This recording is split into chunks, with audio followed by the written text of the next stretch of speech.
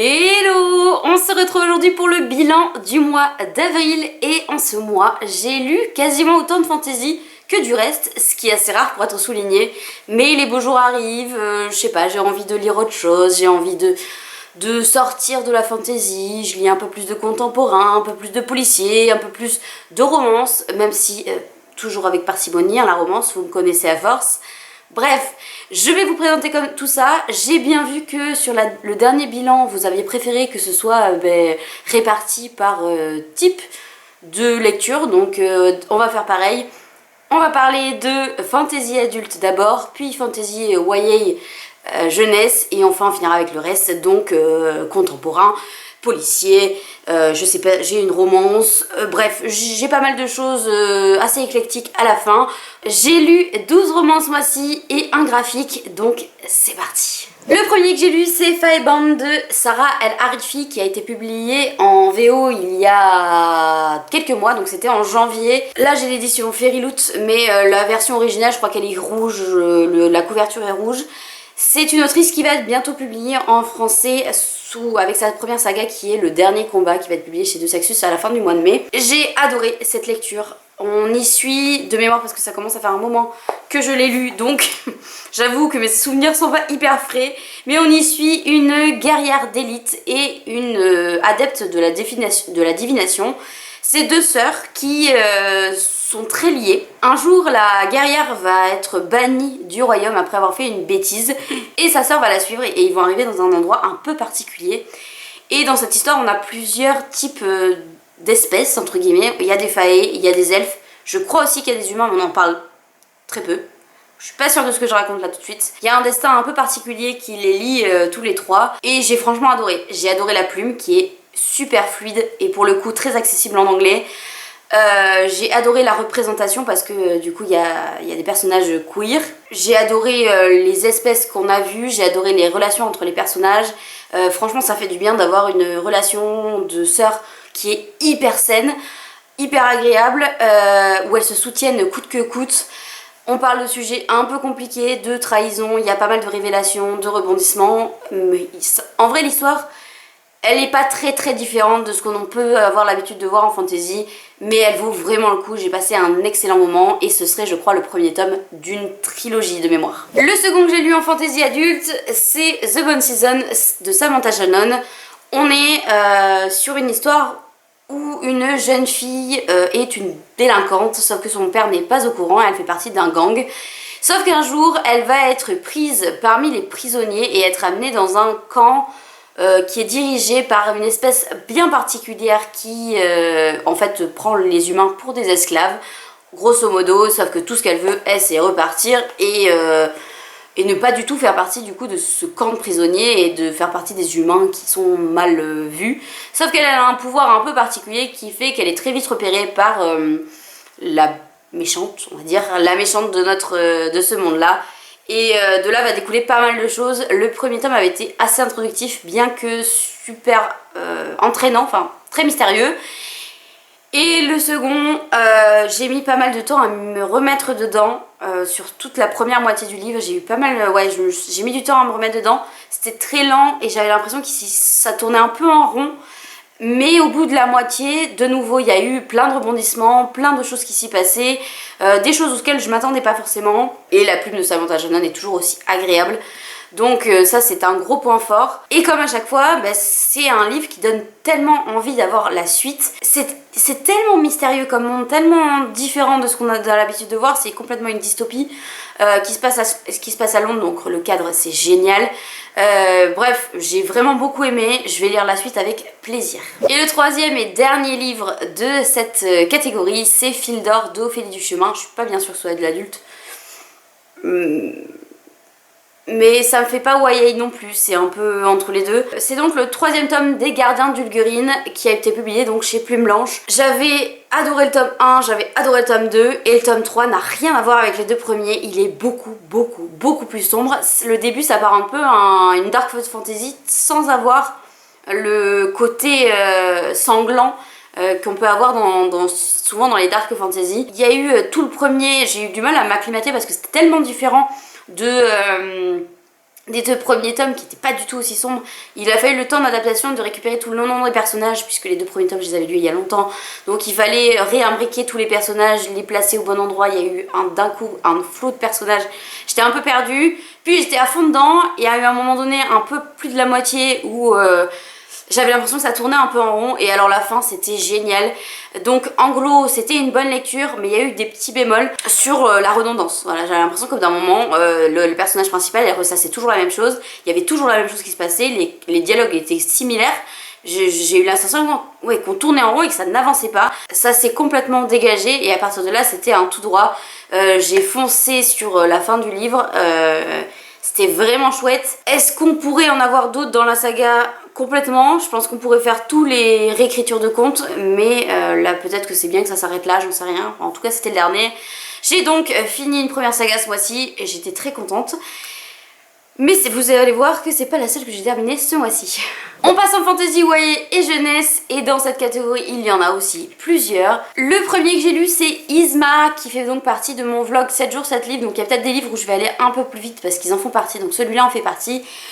Dans Yzma, c'est le 3e tome des Happily Ever After, donc les histoires des méchants de Disney, leurs histoires d'amour qui finissent forcément mal puisqu'elles se passent avant les Disney, et dans les Disney on sait très bien que les méchants n'ont pas d'amoureux, donc tu sais que ça va finir mal à partir du moment où tu ouvres la première page du bouquin. Celui-ci était beaucoup mieux que le tome 2 que j'avais trouvé très redondant, beaucoup trop long pour l'intrigue qu'on nous avait placée.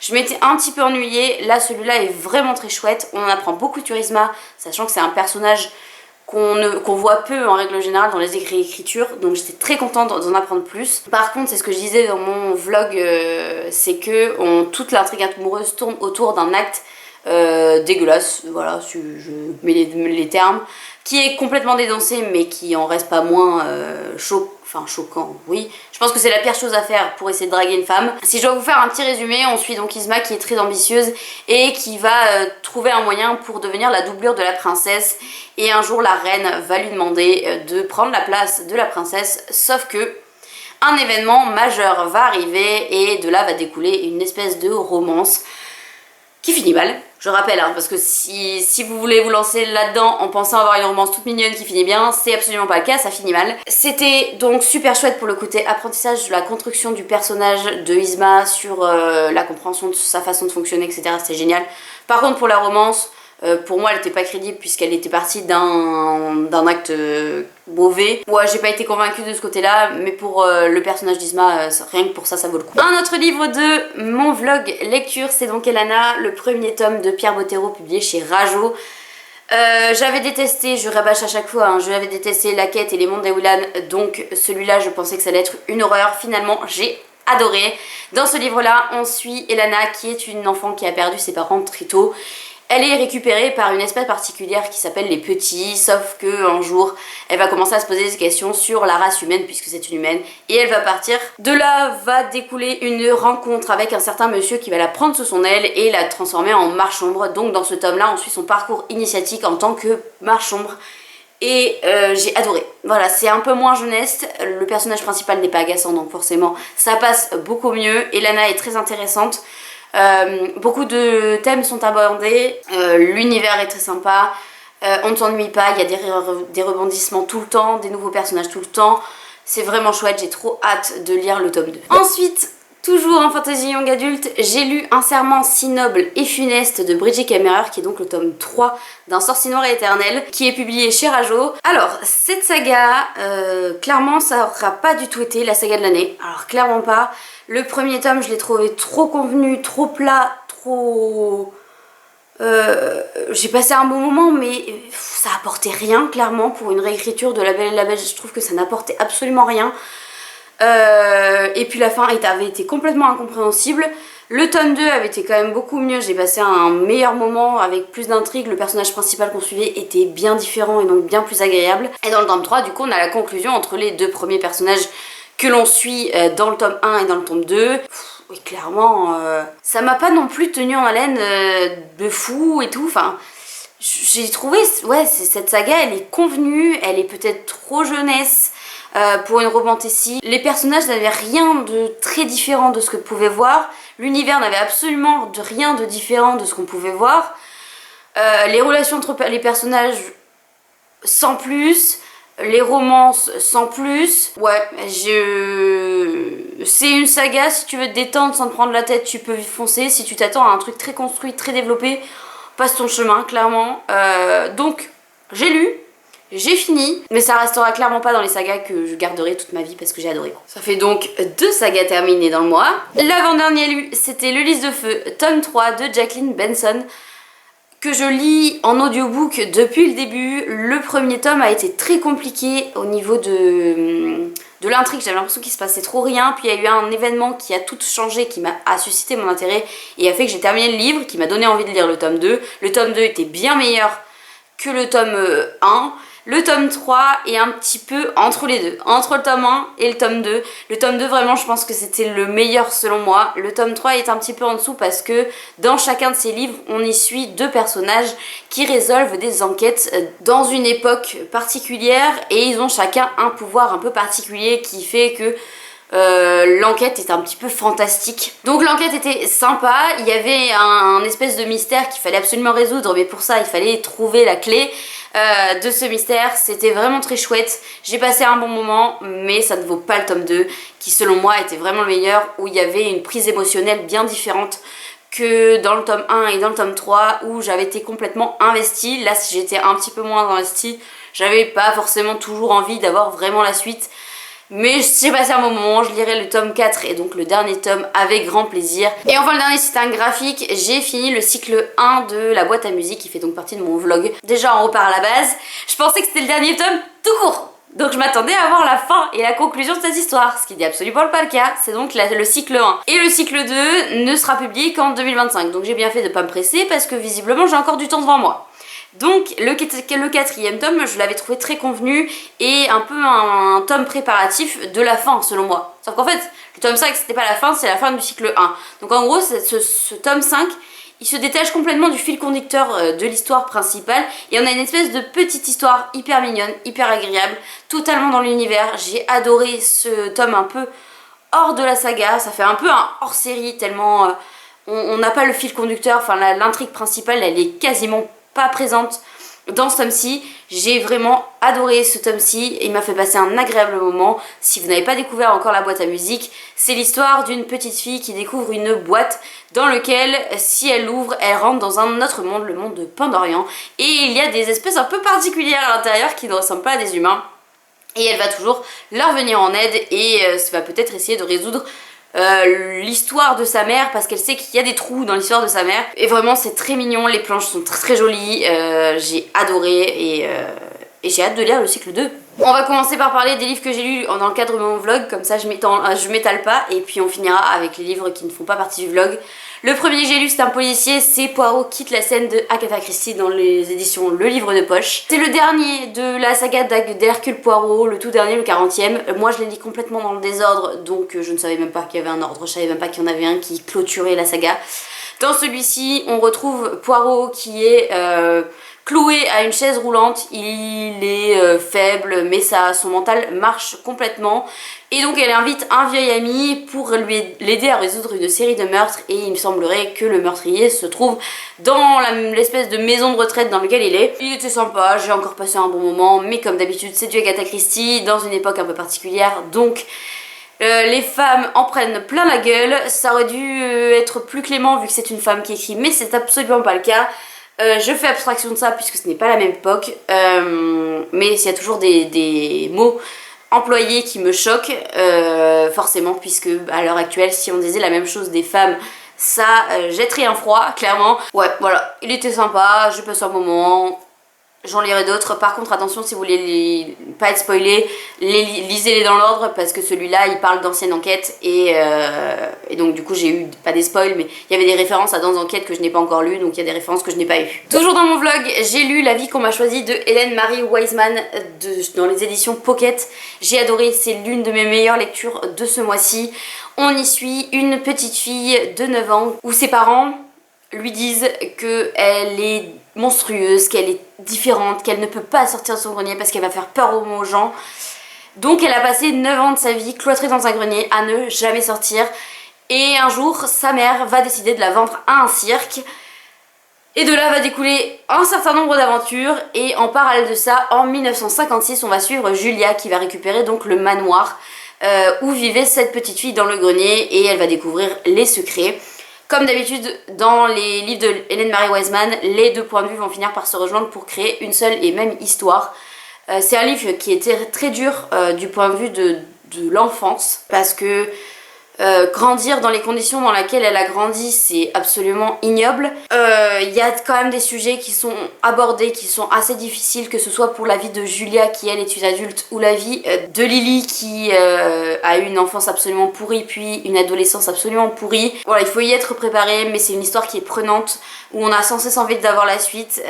La plume de Hélène Marie Wiseman est toujours aussi agréable, fluide. Vraiment, c'est une autrice que je vais continuer à lire parce que les deux que j'ai lus d'elle avec ces espèces de points de vue différents à deux époques différentes, j'adore, j'adhère complètement à cette façon de faire et le fait d'essayer de comprendre pourquoi elles sont liées toutes les deux, qu'est-ce qui les lie, etc. Alors il y avait pas mal de choses que j'avais devinées, mais alors il y en avait un, j'étais à milieu de penser à ça, donc j'étais hyper surprise vers la fin.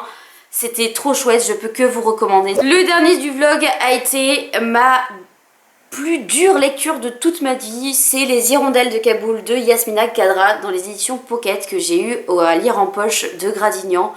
C'est une histoire dans laquelle on parle de l'Afghanistan en temps de guerre avec la création des talibans, etc. Nous sommes donc à Kaboul, comme le nom l'indique. C'est un homme qui a écrit ça, malgré le nom un peu féminin qu'on peut voir, c'est le nom de ses deux épouses qu'il a contracté pour en faire qu'un. C'est un homme algérien qui a écrit donc ces histoires, il en a écrit plusieurs sur des thèmes différents, sur des pays différents, souvent en guerre ou dans des situations compliquées de pays. Ce livre a été salué par les prix Nobel, visiblement parce qu'il parle de sujets compliqués, et pour moi ça a été très dur. C'était tellement horrible qu'il n'y a aucune émotion qui a transparu, ça se voit dans mon vlog. Quand j'ai regardé en fait mon vlog avec le recul après, je me suis dit en fait j'étais sous choc un peu. Je n'arrivais pas à trouver les mots ni la bonne façon d'en parler et encore à l'heure actuelle je ne l'ai pas noté ce livre là, je ne l'ai pas noté parce que je ne sais pas si j'ai aimé, pas aimé. C'est un livre qui est tellement dur, où on parle tellement de sujets compliqués que pour moi j'ai pas réussi à noter. C'est des choses qui sont tellement loin de ma vie quotidienne.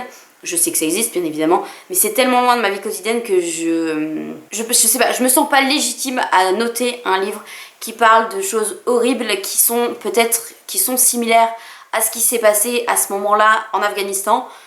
Pour moi ce serait injuste, voilà, je sais pas pourquoi, j'ai un peu un manque de légitimité pour parler de sujets aussi compliqués alors que je vis dans un monde en paix où je n'ai pas de sujet de discrimination, mis à part le fait d'être une femme, mais visiblement en France par rapport en Afghanistan, le fait d'être une femme, j'ai quand même beaucoup plus de chances de vivre en France, hein, on est bien d'accord. Donc j'ai pas de sujet de discrimination autre que le fait d'être une femme.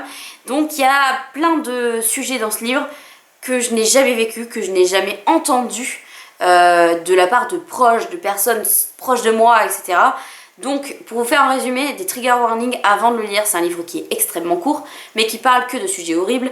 Nous avons une lapidation de femmes, nous avons des propos d'hommes à propos des femmes horribles, nous avons tout ce qui est les conséquences de la guerre, les séquelles de la guerre, nous avons des violences interfamiliales absolument affreuses.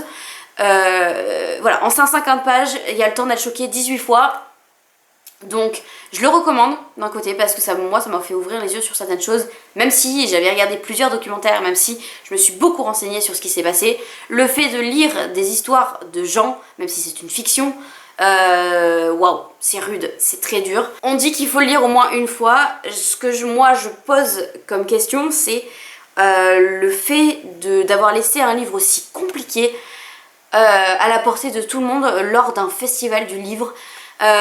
Parce qu'en gros ce livre là était posé dans des espèces de reliques et ils étaient gratuits, tu pouvais le prendre. Sauf que si tu prends pas le temps de lire le résumé, même parce qu'il y a des tragédies, ils te disent que c'est des tragédies mais ils te parlent pas des thèmes en particulier, c'est pas à mettre entre toutes les mains. Et avoir ce libre accès à un livre qui est aussi dur mais aussi réel, je sais pas, je me suis quand même posé la question, donc je suis contente de l'avoir lu. C'est important je pense de le lire quand on est sensible à ce genre de sujet, Mais c'est officiellement le livre le plus dur que j'ai eu à lire parce que c'est le plus réaliste par rapport à ce que je sais déjà de ce contexte. Même si ça reste une fiction, c'est arrivé à un certain nombre de personnes. Et ouais, c'est dur, c'est hyper dur, voilà, je peux que dire ça. C'est ouais, le livre le plus dur que j'ai eu à lire ces dernières années. Tant qu'on est dans la guerre, on va rester dans la guerre. Cette fois, on passe en Syrie. Alors, c'est pas du tout le même genre de livre, hein. C'est une romance qui se passe durant la guerre en Syrie. Donc, on est sur un fond de guerre, mais c'est extrêmement romantisé et extrêmement simplifié, on va dire. De toute façon, à mon humble avis, tant qu'on n'a pas vécu la guerre, je pense qu'on peut pas le comprendre à 100%. Tu peux te renseigner, tu peux savoir ce qui s'est passé, mais tant que tu l'as pas vécu, je pense que tu peux pas te rendre compte à quel point c'est une horreur. Enfin, c'est l'horreur. Le vrai, tu vois, avec le grand H. Ça permet d'avoir un pied, on va dire, dans la compréhension de la guerre en Syrie, mais c'est extrêmement romantisé. C'est quand même une romance en temps de guerre, donc ça ne dépeint pas une réalité. Il y a des éléments de réalité, mais c'est pas réaliste. Voilà, c'est comme ça que je le vois. J'ai passé un excellent moment. C'est une lecture prenante qui te prend aux tripes, qui émotionnellement est un peu compliquée tout de même, puisque ben, ça reste la guerre, avec des sujets très compliqués, comme le deuil, la guerre forcément, la vie, la mort, beaucoup de thèmes autour de ça, mais ça reste quand même une romance très dure, voilà, très très dure. Mais en fait, on m'avait tellement préparé à quelque chose de très dur, que finalement ça a été moins dur que ce que je pensais, et puis vu ce que j'avais lu, Les Hirondelles de Kaboul avant, finalement il m'a paru vachement moins dur que Les Hirondelles de Kaboul, alors qu'il est beaucoup plus long. Il fait 400 pages à peu près. Mis à part ça, la plume est incroyable, très poétique. Et les idées qu'elle a eues pour représenter le deuil, la difficulté de faire son deuil, le stress post-traumatique, etc., je trouve ça brillant et plutôt bien fait. Après, comme je le disais, ça reste une romance, c'est romantisé, ça ne dépeint pas une réalité, ça prend des éléments du réel, mais ça n'est absolument pas une description ou une histoire qui permet de comprendre la guerre là-bas. Il n'y a pas d'éléments historiques factuels. Elle explique à la fin qu'elle a même modelé certains événements de la guerre de Syrie pour pouvoir l'adapter à son livre à elle. Elle en parle un peu dans la note de l'autrice à la fin. Mais voilà, si vous cherchez un livre qui ressemble plus à un documentaire, c'est pas vers ça qu'il faut aller. Si vous voulez juste un livre en temps de guerre pour mettre un pied, on va dire, dans ce genre de récit, allez-y. Voilà. J'ai fait des lectures fun, moi, ce mois-ci, vraiment. C'était fun, hein. Et enfin, le dernier, dans un tout autre registre, j'ai terminé la saga des chroniques de Bridgerton avec Des années plus tard et les chroniques de Lady Whistledown. Alors, par rapport à la saga principale, c'est juste un plus, ça fait un peu un bonus pour ceux qui voulaient absolument pas quitter l'univers, mais c'est pas des vraies histoires construites comme on peut l'avoir du tome 1 à 8. Là, on a tout dans la partie des années plus tard, ce sont des nouvelles sur chacun des personnages que l'on a suivis du coup durant la saga principale. Il y en a qui sont très bien, il y en a qui sont moins bien, qui m'ont moins happé parce que j'étais moins impliquée dans l'histoire de base du personnage. Il y en a certains que j'ai adoré, d'autres que j'ai moins aimé. J'étais contente d'avoir des éléments et d'avoir des réponses sur certaines questions qui pouvaient rester à la fin des livres, mais en vrai je l'aurais lu, pas lu, ça m'aurait rien changé, en vrai. Voilà, donc c'est un petit bonus, faut le prendre comme ça.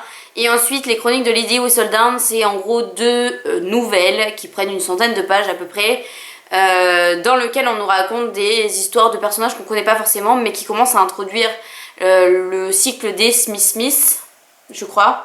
Donc qui est une saga en 4 tomes de la même autrice. C'était sympa, j'ai beaucoup aimé la première, au final j'étais complètement prise dans la petite histoire, voilà, ça ressemblait à du Chronique Bridgerton en version plus courte. Donc très bien, et le deuxième un peu moins, j'étais un peu moins hypée, un peu moins dedans. Je crois que j'en avais marre. Voilà, donc c'est clôturé, c'est terminé. Bref, voilà, je vous ai montré tous les livres que j'ai lus ce mois-ci. Effectivement, il y a eu beaucoup de livres compliqués à lire ce mois-ci, beaucoup de livres qui sont sortis de ma zone de fantasy habituelle. J'ai pas eu de coup de cœur ce mois-ci, 0 coup de cœur. J'ai eu des très bonnes lectures, comme La vie qu'on m'a choisie, Elana, Firebound. Mais j'ai pas eu de gros coup de cœur. Depuis Porcelaine sous les ruines, j'en ai pas eu. Enfin, Là je vous dis ça, mais je viens de terminer un autre livre, mais du coup on est en mai, donc je peux pas vous en parler, mais je vous suis rapidement. J'ai fini Divine Rivalité, que j'ai lu en anglais du coup avant que ça sortit. C'est incroyable, c'est une pépite. C'est une pépite ce livre. Vraiment j'ai adoré. J'ai adoré, j'ai juste hâte de lire la suite parce que ça finit sur un cliffhanger. Je dis mais cette fin, mais c'est pas juste. C'est pas juste. Ah, voilà, donc je pense que je vais me commander le deuxième tome en anglais le plus rapidement possible pour avoir la suite parce que vraiment je veux savoir comment ça se conclut puisque en plus c'est une duologie donc on s'embarque pas pour 18 tomes. Donc bref, j'ai eu un coup de cœur là mais c'était pas en avril donc je vous ferai de toute façon un avis plus détaillé durant mon bilan du mois de mai. Et puis sur ce, je vous souhaite une excellente semaine, n'oubliez pas de liker, de commenter et de vous abonner. Et dites-moi, qu'est-ce que vous avez lu ce mois-ci? Est-ce qu'il y en a en commun? Est-ce qu'il y en a que vous avez déjà lu? Est-ce qu'il y en a que vous aimeriez lire? J'adore vous lire en commentaire. Bref, bonne semaine et prenez soin de vous.